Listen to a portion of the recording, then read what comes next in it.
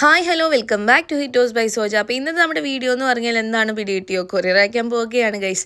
അതിൻ്റെ കൂടെ ഉണ്ടായിട്ടുണ്ടായിരുന്ന കുറേ വിശേഷങ്ങൾ, അതായത് കുറേ കാഴ്ചകളൊക്കെയാണ് നിങ്ങളുമായിട്ട് ഷെയർ ചെയ്യുന്നത്. ഞാനും അമ്മയും കസിനും കൂടിയാണ് പോയിട്ടുണ്ടായിരുന്നത്. മെയിൻ റോഡിൽ കൂടെ ആയിരുന്നില്ല പോയിട്ടുണ്ടായിരുന്നത്, നമ്മുടെ ജനറൽ ഹോസ്പിറ്റലിൻ്റെ ബാക്ക് സൈഡിൽ കൂടെയാണ് പോയിട്ടുണ്ടായിരുന്നത്. നിങ്ങളിപ്പം കണ്ടുകൊണ്ടിരിക്കുന്നത് നമ്മുടെ പത്തനംതിട്ട ജനറൽ ഹോസ്പിറ്റലിൻ്റെ ബാക്ക് സൈഡാണ് കേട്ടോ. അപ്പോൾ ഇപ്പോഴും നമുക്ക് പണിയൊക്കെ നടക്കുന്നതും കൊണ്ട് ഈ ഒരു സൈഡിൽ കൂടെയാണ് എൻട്രൻസും കാര്യങ്ങളൊക്കെ ഉള്ളത്. ആൻഡ് ഇത് നമ്മുടെ കാഷ്വാലിറ്റിയിലേക്ക് പോകുന്ന വഴിയാണ് കേട്ടോ.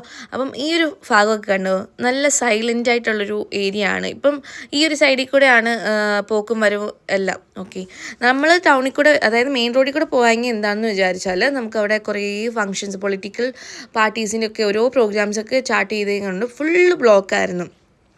ഈ ഒരു ഭാഗം കണ്ടോ, ഓൾമോസ്റ്റ് എല്ലാ പത്തനംതിട്ടക്കാർക്കും അറിയാവുന്നൊരു ഭാഗമാണ്. ഒരുപാട് പച്ചിപ്പൊക്കെ നിറങ്ങിയ ഭാഗമാണ്, ഫുള്ള് കാടും അതിൻ്റെ ഇടയ്ക്ക് ഒരു തോടും ഒക്കെ ഉള്ളൊരു ഭാഗമാണ്. പക്ഷേ എന്ത് ചെയ്യാനാണ്, ഇതേപോലക്ക് വേസ്റ്റും കാര്യങ്ങളൊക്കെ കൊണ്ടിട്ടേക്കാണ് ആൾക്കാർ, എന്താണല്ലേ. അപ്പം എല്ലാവരും പറയുന്നൊരു കാര്യമാണ്, മലയോര സുന്ദരിയുടെ നാടാണ് പത്തനംതിട്ട എന്ന് പറയുന്നത്. സത്യം പറഞ്ഞാൽ അത് ഉള്ള കാര്യമാണ്.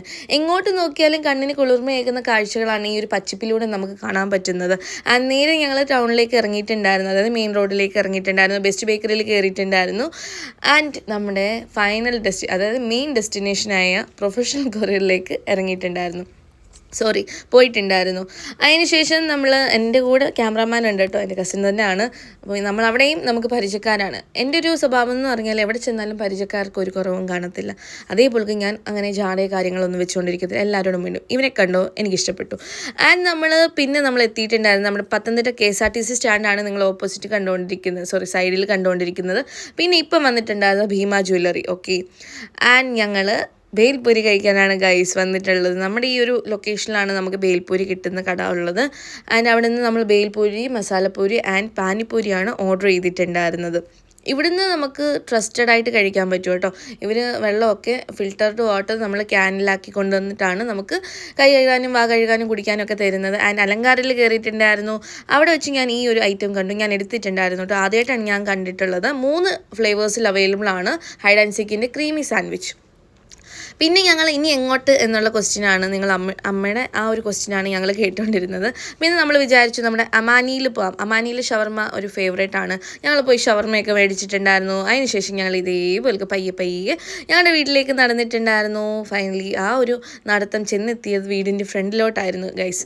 അപ്പം ഞാൻ ഇടയ്ക്കിടയ്ക്ക് ചോദിക്കുന്നുണ്ട് എന്തെടുക്കാന്ന്. ചേച്ചി നടന്നോ, ഞാൻ വീഡിയോ എടുക്കാൻ നല്ല രസമുണ്ടെന്ന് കസിൻ പറയുന്നുണ്ടായിരുന്നു. അപ്പം ഞാൻ ഇങ്ങനെ നടന്ന് പോകുന്നത് ആൾ വീഡിയോ എടുത്തിട്ടുണ്ടായിരുന്നു. നമ്മുടെ ഈ ഒരു പത്തനംതിട്ട ടൗൺ നോക്കിയാൽ എവിടെ നോക്കിയാലും ഇതേപോലത്തെ ചെടികളാണ് കേട്ടോ.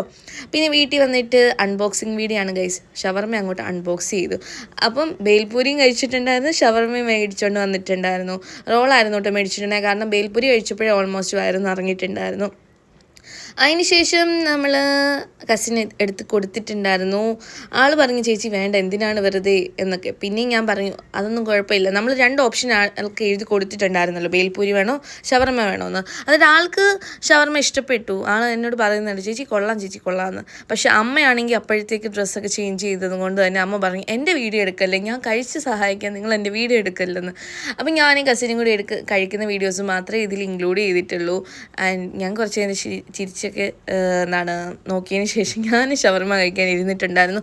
ഇതൊക്കെയാണ് കൊച്ചു വിശേഷങ്ങൾ നിങ്ങളുമായിട്ട് ഷെയർ ചെയ്യുന്നത്. അത്രയ്ക്ക് വലിയ വ്ളോഗിങ് ചെയ്യാൻ അല്ലെങ്കിൽ അങ്ങനെയുള്ള പരിചയമൊന്നുമില്ല, പിച്ച് വെച്ച് നടക്കുന്നേ ഉള്ളൂ. എന്തെങ്കിലും തെറ്റുകുറ്റങ്ങളുണ്ടെങ്കിൽ ക്ഷമിക്കാം കേട്ടോ.